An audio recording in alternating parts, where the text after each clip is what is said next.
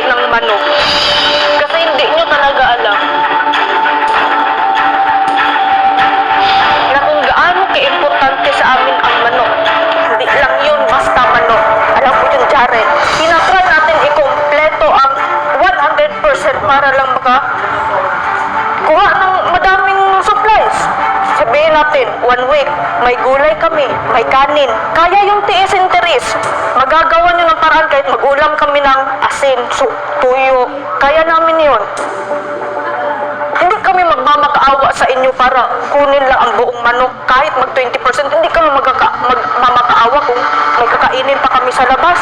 Tsaka at the first place, wala kayong manok dinala bago kayo pumasok dito. Ano ba kinakas? Manok namin yung natira. Sa susunod na issue, Tungkol sa gamit, bakit parang yung mga gamit namin sa labas, pag ni-request nyo, kunin ka agad, basta-basta na lang ipasok dito. Pero pag kami ang nag-request dito sa loob, kung anong gusto naming gamit, hindi nyo mabigay. because the rice cooker was brought into here, there was another consensus vote of that majority made that we should keep the rice cooker inside here. You guys said your world is your world, which is why we kept all the stuff here to avoid any problems coming our way, if that makes sense to you guys. Ano ba yung ginamit niyo the past few days? Di ba nakaluto naman kayo?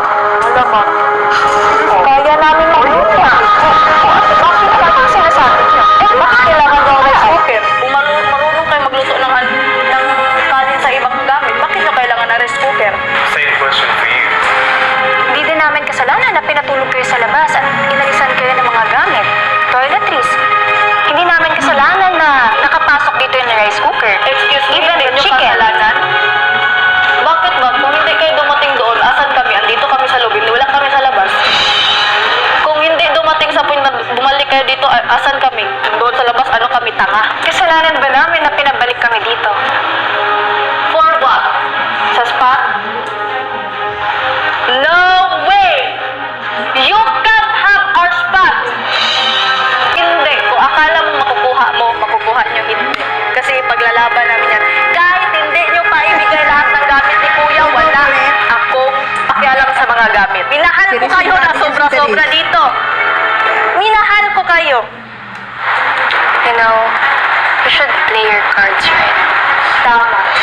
And we're just playing our cards right. Kami din. Kaya, never naman ibibigay yung spot. Never ibibigay.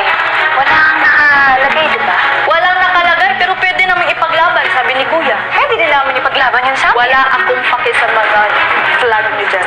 And wala din kayong paki sa inyo. Sa bagay. Fair competition. Iniisip lang namin sarili namin eh. Ba't namin iisipin yung ano nyo? Yung mga kapakanan nyo dyan? Ang susunod